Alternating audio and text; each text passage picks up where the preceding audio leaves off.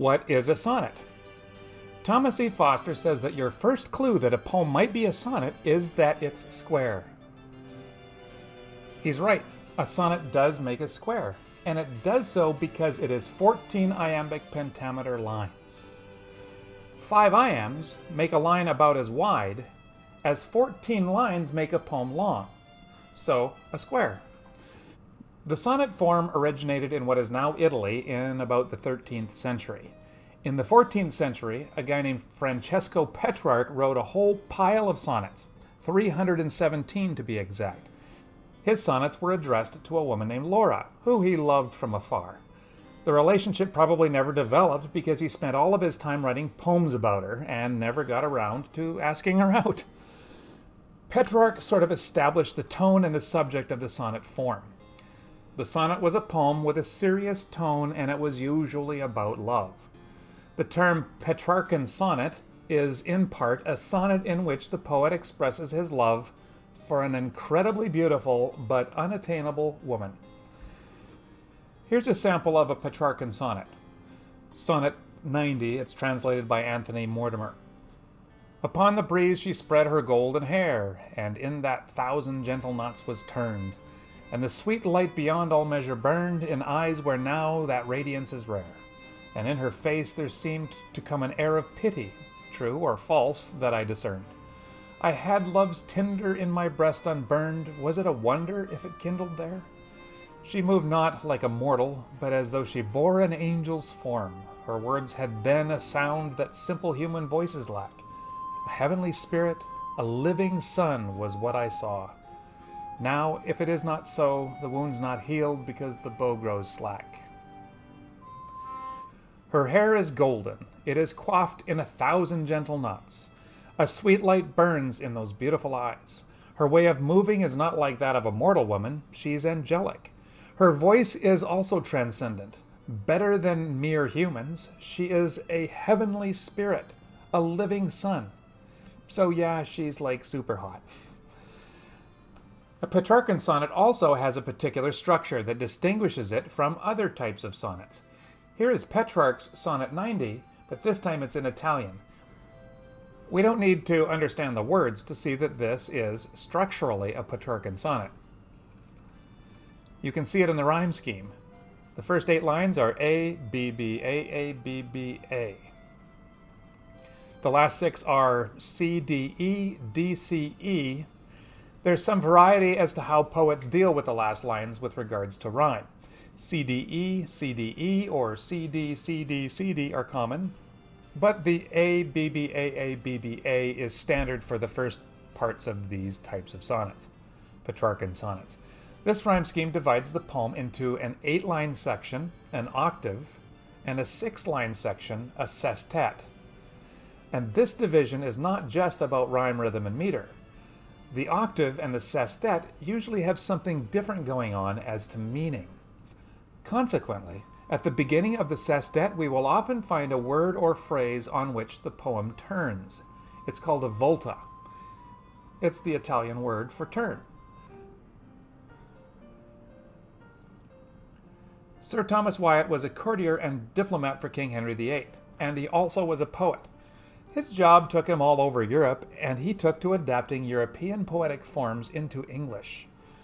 Well, he translated Petrarch's poetry, and he wrote his own sonnets in Petrarchan form. So here is Wyatt's poem, Whoso List to Hunt. It was written in the middle of the 16th century. It's actually an imitation of Petrarch's Sonnet 190. Whoso list to hunt, I know where is an hind, but as for me, alas, I may no more. The vain travail hath wearied me so sore, and I am of them that farthest cometh behind. Yet may I by no means my wearied mind draw from the deer, but as she fleeth afore, fainting I follow. I leave off therefore, since in a net I seek to hold the wind. Who list or hunt, I put him out of doubt, as well as I may spend his time in vain. And graven with diamonds in letters plain, there is written her fair neck round about, Noli me tangere, for Caesar's I am, and wild for to hold though I seem tame. Whoso list to hunt, I know where is an hind, means whoever wants to hunt, I know where there is a doe. But we aren't really talking about deer hunting here. We are, as true to the Petrarchan tradition, talking about a woman. But the comparison of pursuing a woman to hunting a deer doesn't make this a very romantic poem. Hunting doesn't end with the pleasure of the other's company and kissing. So, not romantic. But he's dedicated. But not so much to her as he is to the pursuit of her. So you see, there might be something a little creepy about this situation. The chase, or travail, has been in vain. Travail means labor. It has wearied him so sore. Sore means extremely or severely. So he's wiped out. And there are others hunting this same doe. Our speaker is at the back of the pack. In the first line we find alliteration, hunt and hind. The repeated H sound and the WH sound of whose and where sound very breathy, like he's panting. More alliteration in line 6 and 7. He says, "Yet may I by no means my wearied mind draw from the deer, but as she fleeth afore, fainting I follow." The D sound is heavy, like trudging, and the Fs, they're breathy, like he's barely got wind enough to push out the words. The sounds reinforce the sense. In the octave, he's winded and exhausted. But he can't seem to stop pursuing her. He's obsessed with having her, but she continues to evade him. The futility of the pursuit is captured in the image of seeking to hold the wind in a net. Then the sestet. The sestet begins in something of the same way that the octave did. "Whoever wants to hunt her, you'll have no more success than I have." This woman wears a necklace, and on the necklace are the words "Noli me tangere." "Touch me not" is Latin. Jesus says these words to Mary Magdalene when she recognizes him after his resurrection. He's probably telling her that she needs to stop clinging to him and go tell the disciples that he isn't dead anymore. Notice that with these words, the woman in the poem is placed in the position of Christ, a transcendent and holy position, one usually occupied by the woman in a Petrarchan sonnet. This contrasts with the pursuer and his motives, which are found to be base, what with his very mortal fatigue and the whole hunting metaphor. Perhaps this poem is offering a different model for the relationship between the sexes. In the case of Wyatt's hind, "touch me not" means "don't touch me because I belong to Caesar." In the English context, this would mean Henry VIII. There is some suspicion that Thomas Wyatt might have had a little thing going on with Anne Boleyn before Henry took an interest in her. And from what we know about Henry, that's a little dangerous. Although she seems quiet and docile, she is wild. She's also dangerous. The English poets began to play with the Italian sonnet form, and then came Shakespeare. He established a whole new type of sonnet, a type that we call the Shakespearean sonnet. Let's look at his Sonnet 73. As with Petrarchan sonnets, Shakespeare's sonnets don't have names, they have numbers. When we want to call them by a name, we just use the first line or a part of the first line. This poem then is called "That Time of Year Thou Mayst in Me Behold," or just "That Time of Year." That time of year thou mayst in me behold, when yellow leaves, or none, or few, do hang upon those boughs which shake against the cold, bare ruined choirs where late the sweet birds sang. In me thou seest the twilight of such day as after sunset fadeth in the west, which by and by black night doth take away, death's second self that seals up all in rest. In me thou seest the glowing of such fire that on the ashes of his youth doth lie, as the deathbed whereon it must expire, consumed with that which it was nourished by. This thou perceivest, which makes thy love more strong, to love that well which thou must leave ere long. One difference between a Shakespearean and a Petrarchan sonnet is the rhyme scheme. The Shakespearean is always A, B, A, B, C, D, C, D, E, F, E, F, G, G. And this rhyme scheme indicates a different structure. In the Shakespearean sonnet, we have quatrains and a couplet. So instead of 2 units of meaning, Shakespeare's sonnets have 4. This structure offers 3 somethings and then a couplet, which often contains a bit of a punch, as we will see. The speaker, an old man, is talking to someone he loves. They are sitting by a fire of ash and glowing coals. The sun has already gone below the horizon, and it's late autumn. The structure of the 3 quatrains is parallel. The first quatrain is about the time of year. the second about the time of day, and the third is about the present moment as they watch this fire. That time of year thou mayst in me behold. He says, you can see this time of year in me. That is, the late autumn. You can see late autumn in me. The seasons have long been used by poets as metaphors for the stages in a person's life. So late autumn is near winter, near death. When yellow leaves, or none, or few, do hang upon those boughs which shake against the cold. He tells us more about that time of year by referring to a tree that has yellow leaves on it. Or does it? Oh yes, it does. There are a few. This line makes it seem like this is a natural conversation. It's immediate. He's sort of observing it as he's speaking. It doesn't sound like the highly formalized poem that it is. Bare ruined choirs where late the sweet birds sang. The boughs of this tree are being metaphorically compared to the ruined choirs. Choirs are a part of a church, so the birdless tree is being compared to an empty, deserted cathedral that's kind of fallen apart. So the season, the leafless, shaky tree, and the crumbling cathedral are all metaphors for the old man. That's a lot of metaphors to pack into 4 lines that have to be in iambic pentameter and have to have an A-B rhyme scheme. This guy is good. And the metaphors don't stop. In me thou seest the twilight of such day, as after sunset fadeth in the west, which by and by black night doth take away, death's second self that seals up all in rest. The time of day is twilight, after the sun has gone down, but there's still some light in the sky, but the darkness is deepening. Here, the day is a metaphor for life. The speaker is saying, you can see the time of day in me, and you can see that I'm right at the very end. Death's second self. Second self means an imitation, like your shadow or reflection is your second self. So what is a shadow or a reflection of death? Sleep. Whenever a poet mentions sleep, you have to consider whether he's actually talking about death or sleep or both. So just as we go to sleep at the end of the day, we go to metaphorical sleep and the end of life.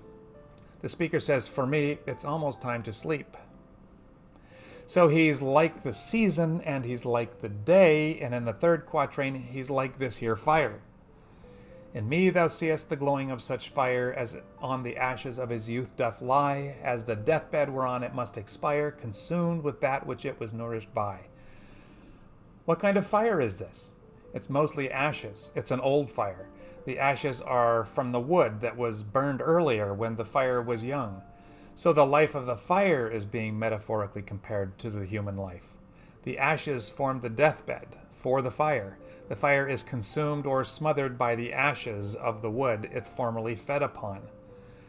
Then the couplet, this thou perceivest, which makes thy love more strong, to love that well which thou must leave ere long. He has been addressing a loved one all the way through, and he says to her in the end, this thou perceivest.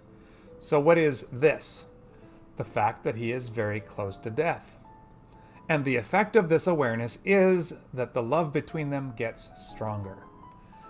This poem moves through metaphors for death, from the year to the day to the moment. Death is getting closer, and you wouldn't be blamed if you thought that the tone of this poem would be sad, but it isn't. As death gets closer, love increases. That's what the couplet says. But there's more things here to support this idea. Did you notice anything else increasing through each quatrain? Look at color. The first stanza is virtually colorless, just a few yellow leaves that might be there. But the second still holds on to some of the colors of the sunset, and the last quatrain glows. Increasing color. Then look at the temperature. The first is shivering cold. The second warms up a bit with the sunset still visible, and the third is about a glowing fire, hot coals. So the temperature increases from beginning to end. To complement the increase of love, Shakespeare gives us an increase of color and temperature. So cool, eh? Now let's turn to Sonnet 29.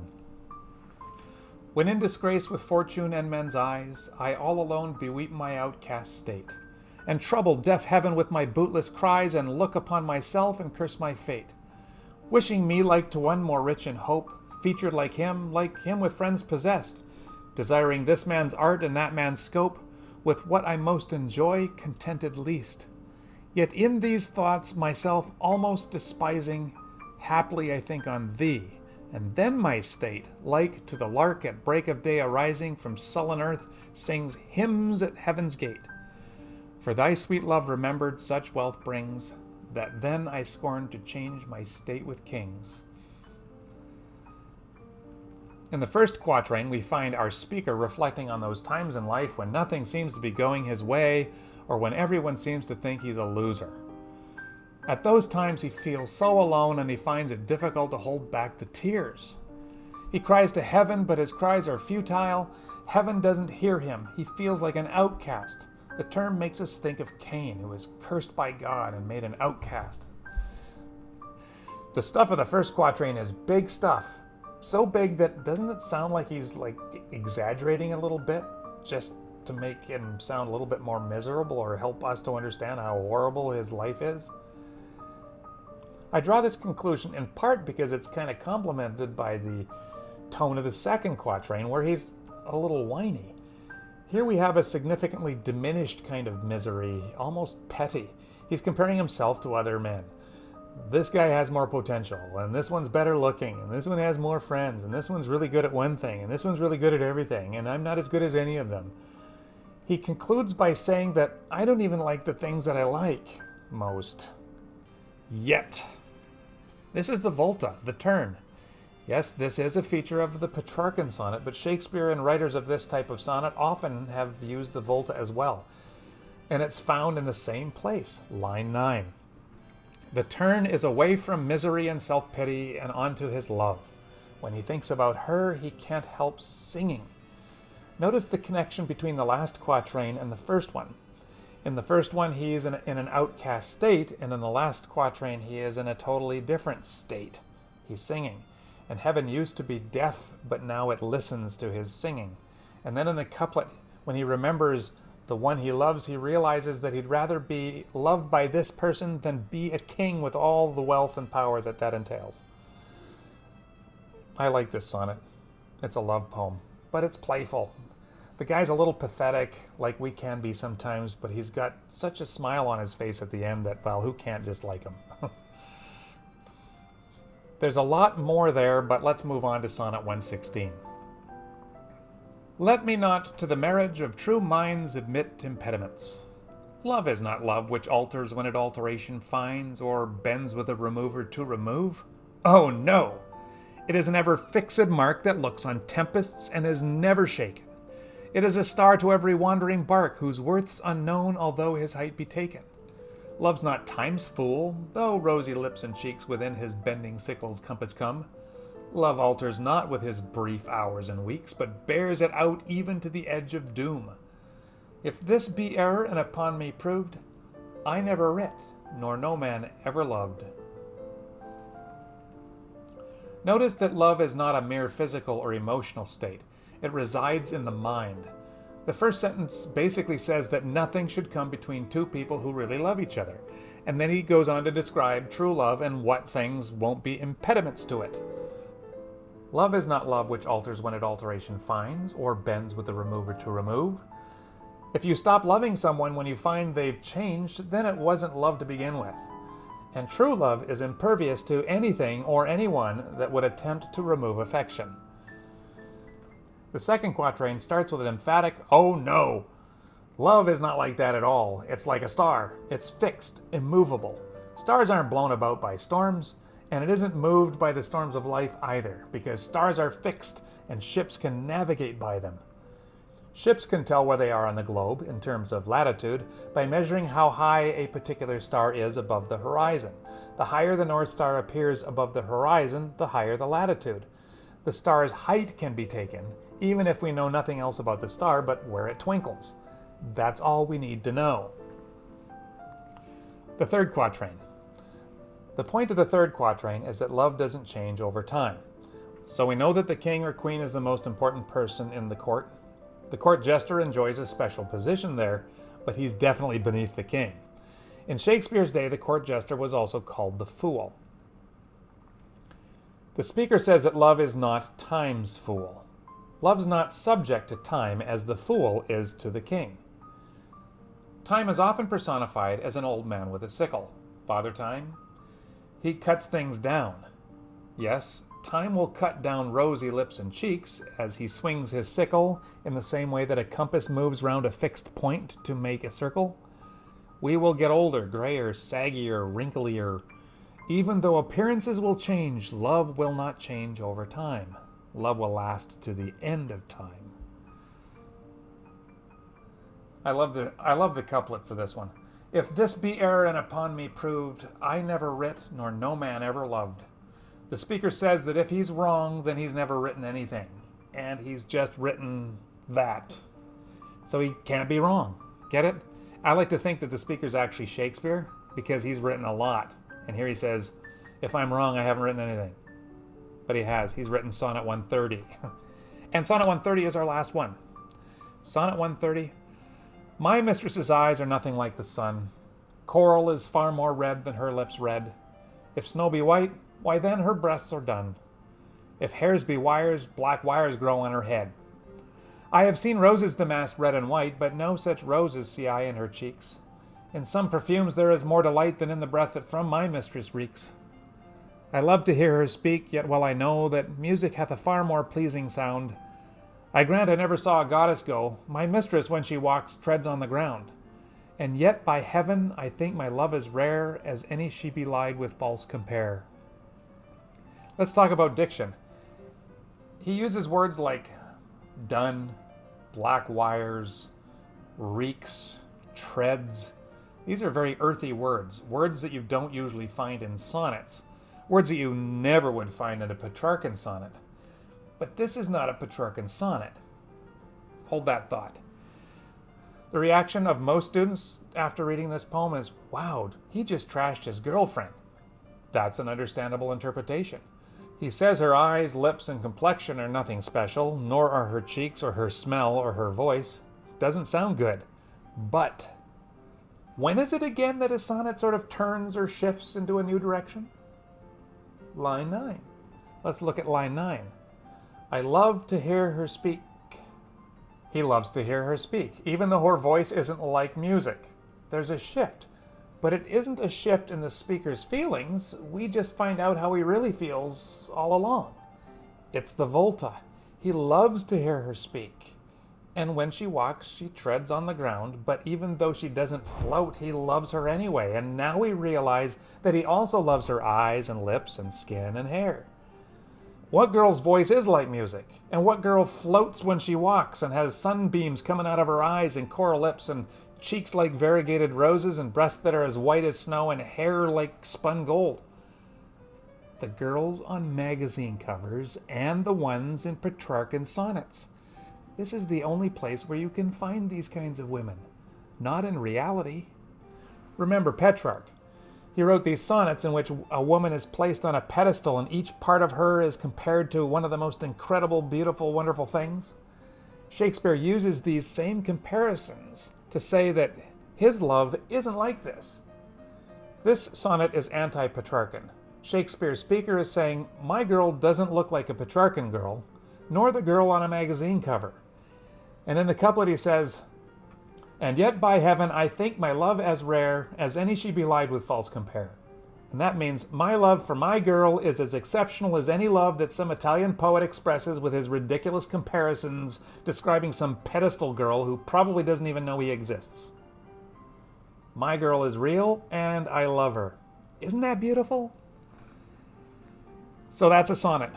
Sonnets didn't end with Shakespeare. Poets of every era have used the sonnet form. I'm thinking about making a video about some of these, so stay tuned. Subscribe. Bye-bye. Till then.